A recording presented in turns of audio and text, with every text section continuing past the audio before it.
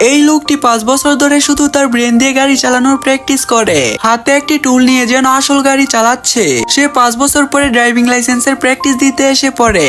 যখন ইনস্ট্রাক্টর টেস্টের রুলস বলে তখন সে বলে হ্যান্ডেল কিভাবে ধরে, আমি অনেক জোরে গাড়ি চালাই। সে তার দিকে তাকিয়ে হাসে কারণ তার পায়ের কাছেই ব্রেক ছিল, কারণ দরকার হলে সেই ব্রেক দিতে পারবে। লোকটি বলে ব্রেক চেপো না, কারণ জোরে গাড়ি চালানোর সময় ব্রেক চাপলে গাড়ির ব্যালেন্স নষ্ট হয়ে যায়। তার মুখ থেকে এত প্রো লেভেলের কথা শুনে ইনস্ট্রাক্টর অবাক হয়ে যায়, কিন্তু যখন সে গাড়ির অ্যাক্সিলেটর জোরে টিপে তখন গাড়ি ব্লাস্ট হয়ে উপর দিয়ে ধোঁয়া বের হয়। ইনস্ট্রাক্টর গাড়ি থামিয়ে ওইখানেই টেস্ট বন্ধ করে দেয়, কারণ গাড়ির ইঞ্জিন জ্বলে গেছে।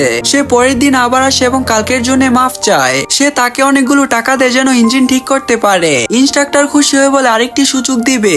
এবার লোকটি অনেক সুন্দর করে গাড়ি স্টার্ট করে। রেসিং ড্রাইভিংদের মতো ড্রাইভিং প্রতিটি টেস্ট এমন ভাবে করে যেন তাকে চোখ বন্ধ করেই পাস করানো যায়। যখনই ফিনিশ লাইন আসে তার আগেই সিট বেল্ট খুলে দেয়। পুরো স্টাইলে গাড়ি পার্কিং করে দরজা খুলে বেরিয়ে যায়, কিন্তু যখনই সে বাইরে আসে গাড়ির ইঞ্জিন আবার ফেল হয়ে যায়।